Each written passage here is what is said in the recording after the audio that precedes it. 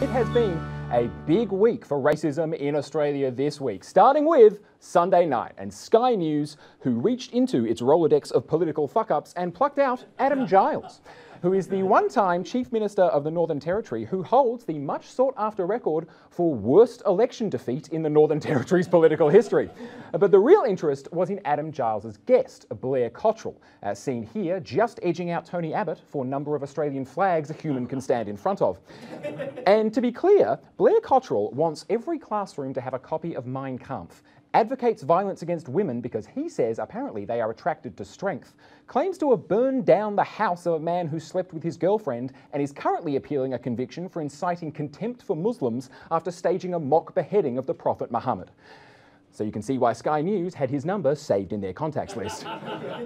But just on that, Sky News' news director, or to put that correctly, the director, Greg Burns, did admit that it was wrong to interview Cottrell and that they'd make sure the video was taken down and that his views did not reflect Sky's.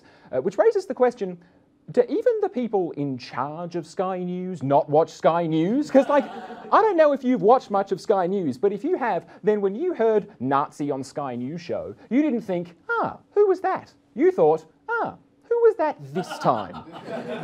And speaking of Sky News, this week, Andew Bolt was the subject of racist attacks for a column he published. Sorry, Andew Bolt was the subject of attacks for a racist column he published, where he had claimed that Australia's identity was under attack from migrants who failed to integrate, citing Caulfield's Jewish community and Dandenong's Indian residents. And all I'll say is, thank God Andrew's never heard of Chinatown, because I think he would flip the fuck out if he knew what was going on down there. But Bolt went on to say that even the flying of the Aboriginal or Torres Strait Islander flags on government buildings was attacking our nation's identity.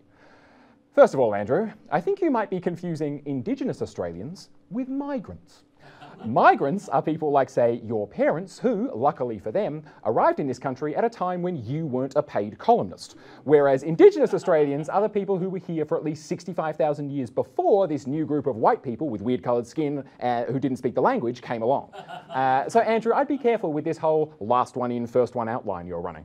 And finally this week, Malcolm Turnbull is under pressure after awarding $443.8 million to an independent organisation called the Great Barrier Reef Foundation without any tender process. And while the opposition is demanding more information, the government is confident that the foundation will spend all of the government money on saving the reef. And given the foundation previously spent money sending Carl Stefanovic snorkeling around the reef to ensure us it's all okay, I think we can agree that the reef is pretty much saved now.